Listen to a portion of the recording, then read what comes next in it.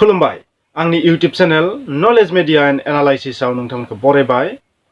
थांनाय 22 जुलाइआव रनजन दैमारी बिथांखौ गुवाहाटी सेंट्रेल जेलनिफ्राय काहिलीपारानि जीथि एपीबिएन केम्पआव लानानै थांनाय जादोंमोन सिरि सिरियै नखरखौबो मिथियालासे आरो रनजन ग्रुपनि माखासे एक्स एनडिएफबि बिथांमोनखौबो मिथियालासे।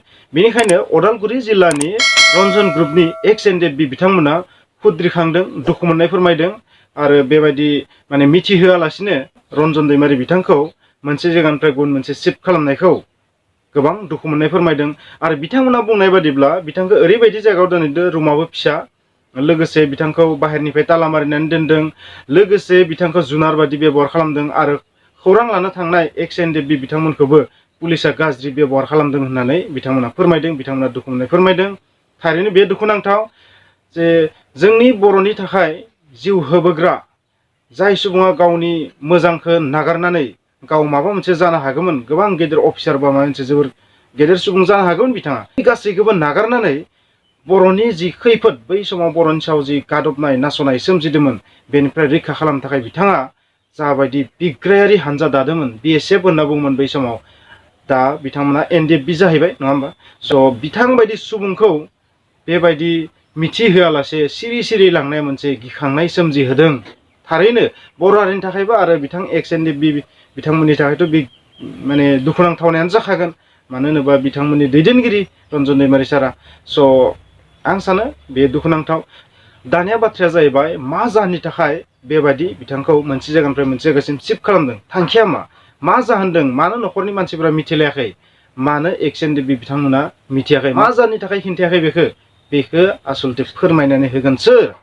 आंनि बादिब्ला बेखौ फोरमायनानै होनाया सरकारनि बिबान। बेखौ आसाम सरकारा खिन्थानांगोन जे मा जाहोननि थाखाय बिथांखौ बेबायदि लांदों सिखावै सिरि सिरियै। जुदि नंमारगौबा बाथ्राया, जुदि बाथ्राया नंमारगौबा, जुदि 100% सैथोबा, मानो बेबायदि लांदों, मोजांनि थाखाय लांदों ना गाज्रिनि थाखाय लांदों, बेखौ क्लेरिफाइ खालामनानै होनांगोन। आरो लोगोसे जोंनि माखासे दैदेनगिरि रिप्रेजेन्टेटिभ बिटिआरनिखौनो बुं बा आसाम सरकाराव थानायखौनो बुं, बिथांमोनाबो बेखौ क्लियारिफाइ खालामनानै होनो हानांगोन।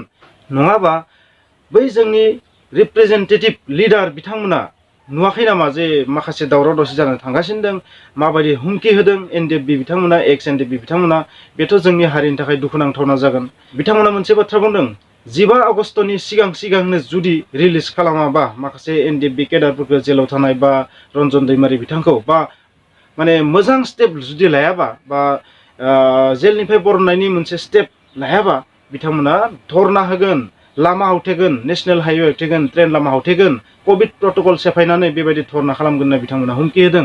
बिदिब्ला जों दा जाय सान्थि थासारियाव दोङो आसामाव बा जों बर' हारिफोरा, बै सान्थि थासारिया आरोबाव माने असान्थिसो जागोन।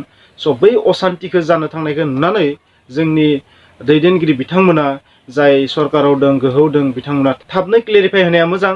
मानो होनोबा बेबायदि थासारिखौ जोङो साधारन सुबुंफोरा माने खस्थ' मोनगोन, नङा होमबा? बेबायदि जों थासारियाव, असान्थि थासारियाव जुदि थाफिननो गोनां जायोबा बेथ' जोंनि थाखाय माने दुखुनांथावना। मानो होनबा जों दा जाय सान्थियाव दं बे सान्थिया गैया जागोन, नङा होमबा? मा जाहोननि थाखाय बिदि लांदो बेखौथ' खमसे खम फोरमायनानै हो, नङा होमबा? आसाम सरकारानो जा, बिटिआरनि सरकारखौबो बुंगोन आं।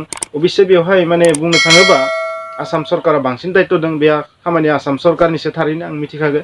स' आसाम सरकारा बेनि जबाबखौ होनांगोन।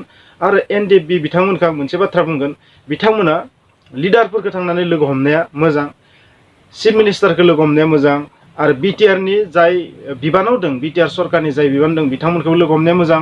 माखासे बिबानाव थानाय सुबुंफोरखौ लोगो हमनाया मोजां होननानै आं सानो। सोंनांगोन, थांनानै मोजां रावै सोंनांगोन जे मा जानो थाखाय बेबायदि खालामदो, बेखौ मिथिनो सेस्था खालामनाया मोजां।